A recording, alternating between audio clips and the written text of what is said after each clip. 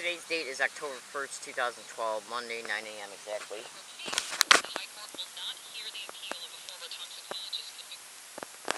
And my name is Leslie Williams, and I'm in San Diego, California. I'm a target of what is known as organized gang stalking, organized stalking.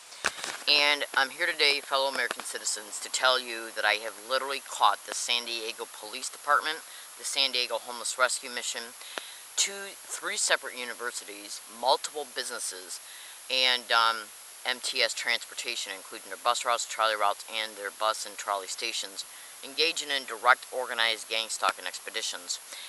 But this is organized crime in the system. So how does somebody like me get help? Especially when lawyers make their livelihoods in the very system that they're infested in. So if you cannot see the conflict of interest there, then I strongly suggest you go to Google and type in organized stalking or gang stalking and lawyers. Now, Social Services has also been directly caught on video engaging in organized gang stalking expeditions, literally saying gang stalking in my environment, right after I predicted it, very quietly in the same video camera. I'm in San Diego, California, and if this video stops while I'm in the middle of talking, look in the comments feature of this YouTube video for a YouTube title that will be that you can copy and paste into YouTube. That will be a continuation in reference to the statements that I'm making in this particular video. I'm in San Diego, California, and again, today's date is October 1st, 2012. I have literally caught, again, undisputable physical tangible proof that the San Diego Police Department, UCSD, and the San Diego Homeless Rescue Mission worked in concert to make it appear they had a legitimate reason to come to this hiking event. Physical, tangible proof that they set up at least 4 YouTube accounts, made comments on these YouTube accounts that were totally 100% nothing but pure abusive statements and pure lies. Then they had the stupid audacity to send something to one of my Gmail accounts that I rarely frequent anymore. As a result of catching certain things on audio file and then discovering the email file about anywhere between 4 and probably 10 days after I caught what was on audio file, what I found in the Gmail file directly connects them to Social Services, the San Diego Police Department, the San Diego Rescue Mission, Homeless Rescue Mission, and UCSD Biomedical Library. My name is Leslie Williams. I'm in San Diego, California. Fellow American citizens, fellow San Diegoans, I'm here to tell you today I do not do anything illegal in any way, shape, or form. I do not do drugs. I do not drink. I do not sleep around, and I do not steal. I am in San Diego, and I am targeted with organized gang stalking, sensitization tactics along all my routes, physical gestures, and direct conversation tactics on a favor scale.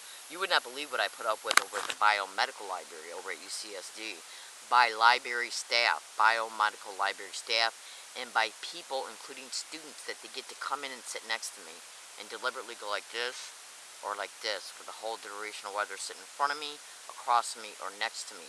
Even if it's just for a half hour, 5 minutes, or 3 hours, okay?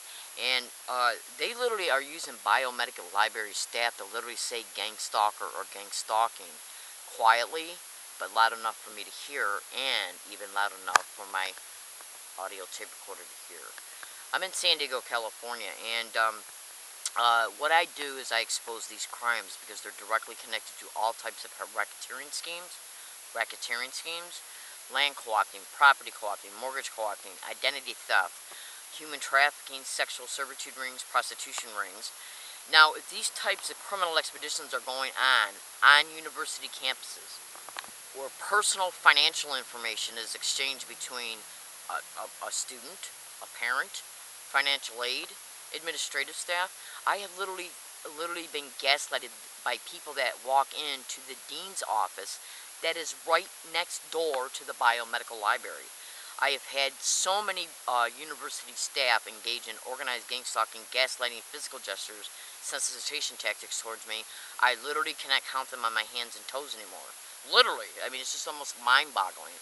And they're also using maintenance staff, which cracks me up. I mean, anybody and everybody that these individuals can use in order to engage in these gaslighting tactics. Gaslighting means to where they gas, fuel, and ignite lighting mental responses in reference to a target of organized gang stalking, witnessing the sensitization tactics that are brought about towards them through direct conversation tactics or physical gestures, which is called visual anchoring. I strongly suggest you go to YouTube and Google and type in direct conversation tactics and or physical gestures, which are visual anchoring tactics of organized gang stalking or organized stalking. They're sensitization tactics. And I experienced the same exact tactics along all of my routes, which means obviously that there's at least between 1 and 3 to 5 people hosting, directing, and managing these individuals concerning how, in reference to how they're putting these people along my path to do these things, and about how they're coercing and managing the harassment on university campuses and at public libraries.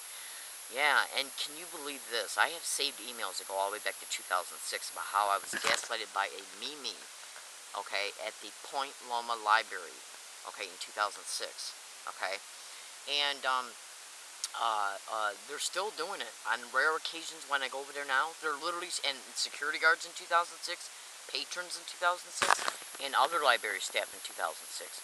They're still doing it when I go over there on rare occasions. Here again, since I've been back here since August 8, 2011, for the first time since 2006. Sarah Mesa Public Library has also engaged in organized gang stalking expeditions, including library staff and the branch manager.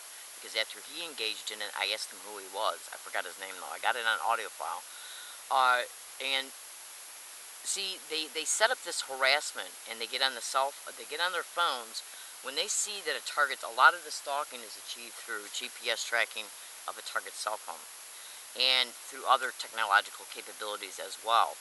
And what they do is when they see a target is en route through the GPS locating, what they do in real time is contact the places that the target is going to. So while some people might say, well, why don't you just stop carrying her cell phone or take the battery out? Because I needed to call 911 when they bring assaults towards me. They've already had me assaulted twice since I've been here. Go to YouTube and type in "Learning Disabled Woman Brutally Assaulted on MTS Bus," and look at the comments feature of that YouTube video to clearly see that I predicted I'd be assaulted on public transportation 11 days before that assault occurred, okay, in an email file.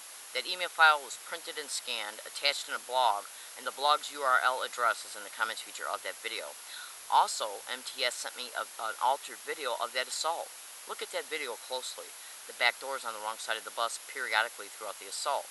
And before and after the assault, the mirror that holds the rail that holds the mirrors on the wrong side of the bus, and the mirrors backwards. That's because they altered the video out of haste, and there's already blogs and videos in reference to why they altered the video. You could probably go to YouTube and Google and type in "Learning Disabled Woman Describes Why MTS Video is Altered," and you'll find the videos and the blogs concerning that. I'm in San Diego, California, and that was the second assault that's happened towards me since I've been here. Now, understand this and be clear. Also, blogs are being written before and after, and I've been still gang stalked by MTS security, MTS conductors, MTS bus drivers, like you would not believe, and passengers on a fever scale. They just gaslighted me yesterday on a bus. They had the audacity to do it after I predicted something might happen before I got on the bus, the same bus route I was assaulted on. Yeah, where I go to get on the bus, I get on the bus, and then they have the individuals engage in the physical gestures. 2 homeless guys they're bought cheap, engaged in 3 separate physical gestures, putting their hands to their mouth and their nose, pointing, okay, and sticking their tongue out. And these are 3 of the physical gestures that they have sensitized me to. Yeah, three physical gestures they have sensitized me to using one person. There's actually 2 people, but one person did the main stuff. And so what they're trying to do is provoke me to take my video camera, so they can then say, what the hell are you taking video pictures of me for? To create an incident. And they also staged a witness, a teenage boy, who acted like, "Please don't start no fights here on this bus. I'm just a teenager." Yeah, they're literally staging the witnesses and people in the environment in case the incident gets out of control. They can blame me for it. And they also use the MTS bus driver to tell the 2 guys to get off the bus, to make it appear that MTS is not involved in these schemes. What we have to understand in these expeditions, ladies and gentlemen, please understand this. I have been a target of this crime now openly for 10 full years, every single day, okay? I know exactly how my enemy is thinking to a T, okay? And so what we have to understand here is that when I describe the motivations and the people that are involved in this when it comes to their thinking, understand this. I know exactly what I'm talking about. Okay? I cannot stress this. Think about it. I predicted the assault, that I'd be assaulted on the MTS bus, and 11 days later it came true. That's because I know their thinking. Okay? I'm in San Diego, California. My name is Leslie Williams. I make these videos to inform. Also, I gotta go, but I'm gonna make this last statement. Remote neural monitoring is being used against organized gang stalking targets. If you Google and YouTube remote neural monitoring, in every single remote neural monitoring file or video that you see, you will hear gang stalking or organized stalking mentioned. Well, when they get fellow students on campus to harass a target like me or any other target, it's always based on a lie. Okay, obviously, because you're getting total strangers to harass somebody, the motivation to get them to harass the target has got to be based on a lie, because the target, the person they're getting to harass me, doesn't know me at all. So what kind of, what kind of information could the solicitor tell these people in order to get them to believe something, in order to get them to do it? But here's the thing, whatever they're being told, and the motor cortex associated behaviors of them acting out the harassment towards a target is brain entrainment. They can then turn around and use remote neural monitoring to stimulate what's entrained, which means that these people can be literally neurally controlled in reference to these specific neural pathways they're creating as a result of the brain entrainment. And this is how brain entrainment is achieved. Go to YouTube and type in Timothy W. Bioethics Issue. He talks about brain entrainment